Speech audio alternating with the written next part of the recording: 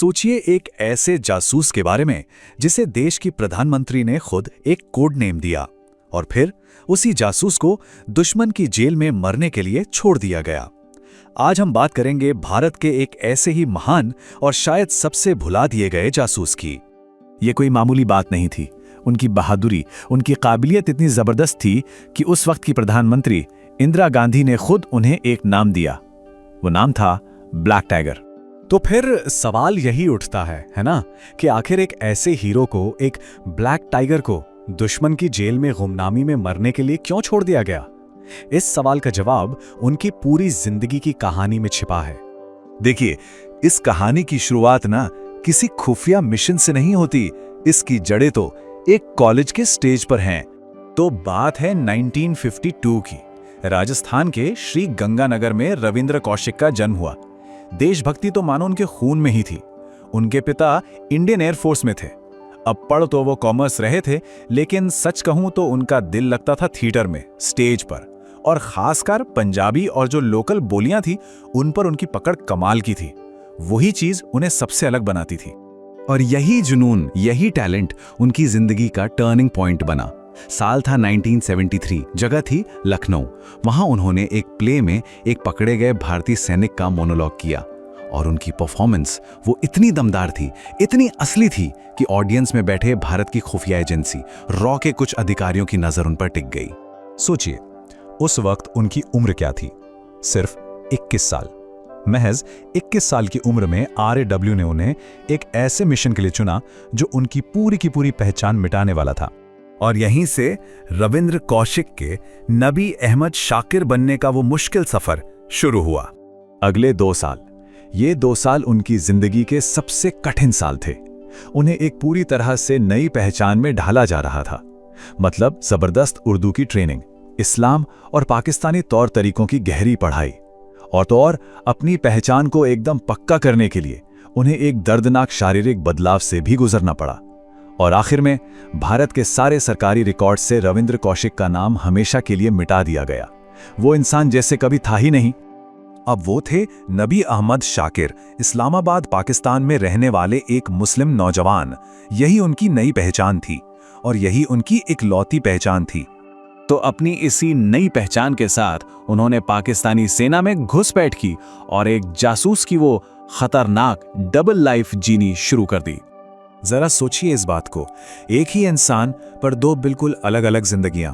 भारत में वो रविंद्र कौशिक थे और पाकिस्तान में वो नबी अहमद शाकिर थे। वहां वो सिर्फ आर्मी में क्लर्क नहीं थे, बल्कि उन्होंने अमानत नाम की एक लोकल लड़की से शादी भी कर ली थी। तो साल 1975 में नबी अहमद शाकिर पाकिस्तान पहुंचे। उन्होंने अपना कवर इतना जबरदस्त बनाया कि पहले तो कराची यूनिवर्सिटी से लॉ की डिग्री ली और उसके बाद पाकिस्तानी आर्मी के मिलिट्री अकाउंट्स डिपार्टमेंट में क्लर्क की नौकरी भी हासिल कर ली। और अगले 8 सालों तक, पूरे 8 साल उन्होंने ये डबल लाइफ बिना किसी को शक हुए जी। और इन 8 सालों में उन्होंने जो जानकारी भारत भेजी ना, वो सच में सोने से भी ज्यादा कीमती थी। चाहे वो पंजाब में पाकिस्तानी सैनिकों की तैनाती की खबर हो या फिर कहूटा की टॉप सीक्रेट न्यूक्लियर फैसिलिटी की जानकारी, उनकी हर रिपोर्ट ने भारत को एक बड़ी स्ट्रेटेजिक बढ़त दी। उनकी इन्हीं असाधारण सेवाओं के लिए, उनके इसी कमाल के काम के सम्मान में प्रधानमंत्री इंदिरा गांधी ने उन्हें वो कोड नेम दिया था, ब्लैक टाइगर। किसी भी जासूस के लिए यह सबसे बड़ा सम्मान हो सकता था। लेकिन कहानी का रुख बदलने वाला था। एक मिशन बहुत बुरी तरह से गलत हो गया और इसमें उनकी कोई गलती नहीं थी। हुआ ये कि 1983 में RAW ने उनसे कांटेक्ट करने के लिए इनायत मसीह नाम के एक जूनियर एजेंट को पाकिस्तान भेजा। पर मसीह को पाकिस्तान में घुसते ही ISI ने पकड़ लिया। मिशन शुरू होने से पहले ही फेल हो गया और फिर टॉर्चर के दौरान उसने ब्लैक टाइगर का कवर नेम नबी शाकिर ISI को बता दिया। बस खेल खत्म। सितंबर 1983 में रविंद्र कौशिक को गिरफ्तार कर लिया गया और उनकी गिरफ्तारी के साथ ही उनकी कहानी का सबसे दर्दनाक, सबसे दुखद चैप्टर शुरू हुआ। जेल में बीते वो लंबे बेरहम साल। उन्हें 2 साल तक इतना टॉर्चर किया गया जिसकी हम कल्पना भी नहीं कर सकते। 1985 में उन्हें मौत की सजा सुनाई गई, जिसे बाद में उम्र कैद में बदल दिया गया। और सबसे दर्दनाक बात, इस पूरे समय में जिस देश के लिए उन्होंने अपनी पूरी जिंदगी दांव पर लगा दी, उसी भारत सरकार ने कभी भी ऑफिशियली ये नहीं माना कि वो उनके जासूस थे। जेल से उन्होंने एक खत किसी तरह बाहर भेजा था।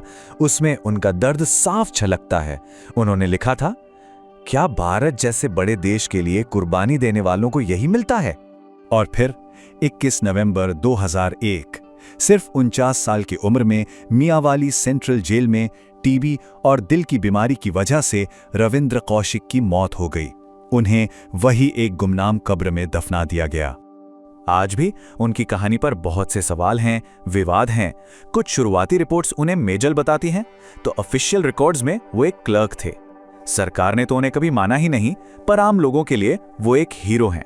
एक ऐसा हीरो जिनकी कहानी पर फिल्में बनती हैं, भले ही उनका नाम ना लिया जाए।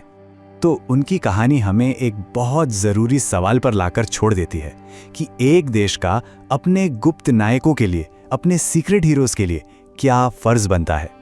जो लोग देश के लिए गुमनामी में जीते हैं और गुमनामी में ही मर जाते हैं, उनके बलिदान की आखिर क्या कीमत है।